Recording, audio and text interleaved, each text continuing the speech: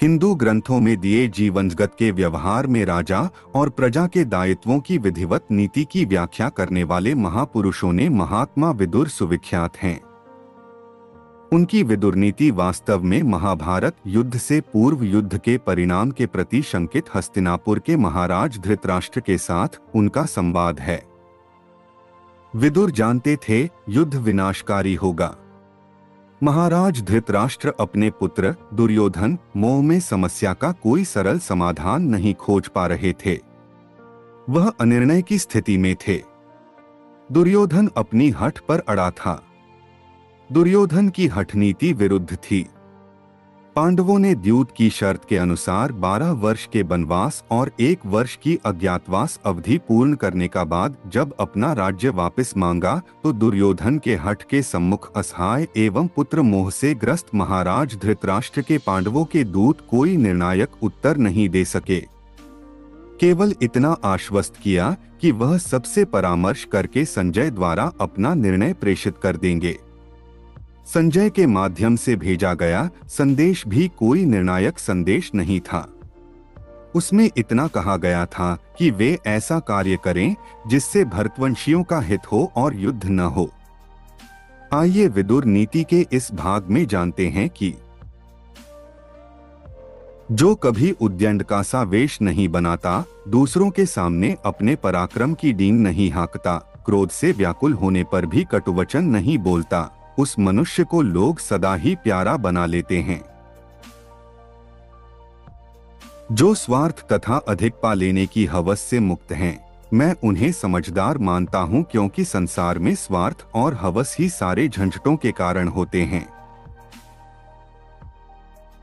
जो किसी दुर्बल का अपमान नहीं करता, सदा सावधान रहकर शत्रु से बुद्धि पूर्वक व्यवहार करता है, बलवानों के साथ युद्ध पसंद नहीं करता तथा समय आने पर पराक्रम दिखाता है, वही धीर है।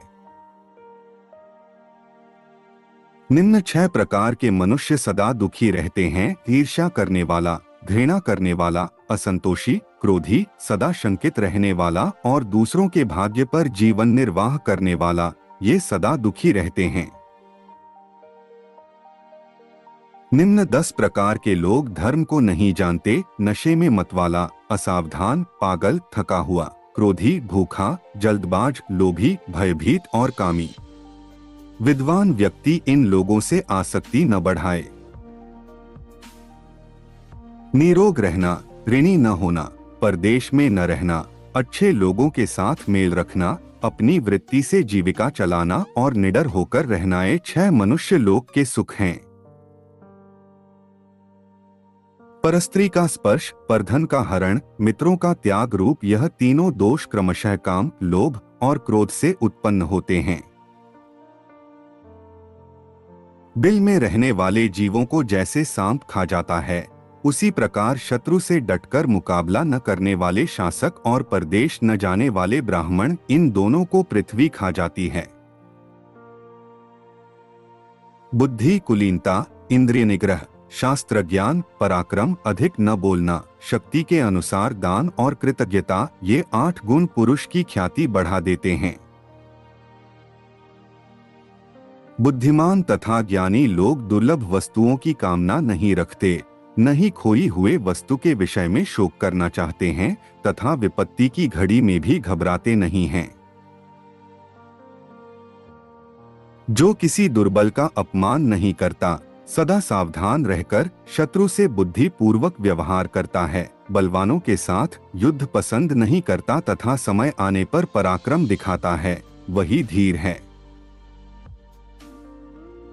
बुद्धिमान पुरुष शक्ति के अनुसार काम करने के इच्छा रखते हैं और उसे पूरा भी करते हैं तथा किसी वस्तु को तुच्छ समझकर उसकी अवहेलना नहीं करते हैं। जो दान, होम, देव पूजन, मांगलिक कार्य, प्रायश्चित तथा अनेक प्रकार के लौकिक आचार्यन कार्यों को नित्य करता है, देवगण उसके अभ्युदय की सिद्धि करते हैं। जो दूसरों के धन, सौंदर्य, बल, कुल, सुख, सौभाग्य व सम्मान से ईर्ष्या करते हैं, वे सदैव दुखी रहते हैं। जो धातु बिना गर्म किए मुड़ जाती है, उसे आग में नहीं तपाते। जो काठ स्वयं झुका होता है उसे कोई झुकाने का प्रयत्न नहीं करता। अतः बुद्धिमान पुरुष को अधिक बलवान के सामने झुक जाना चाहिए। जो धुरंधर महापुरुष आपत्ति पड़ने पर कभी दुखी नहीं होता, बल्कि सावधानी के साथ उद्योग का आश्रय लेता है तथा समय पर दुख सहता है, उसके शत्रु तो पराजित ही हैं। जो पुरुष अच्छे कर्मों और पुरुषों में विश्वास नहीं रखता, गुरुजनों में भी स्वभाव से ही शंकित रहता है, किसी का विश्वास नहीं करता, मित्रों का परित्याग करता है, वह पुरुष निश्चय ही अधर्मी होता है।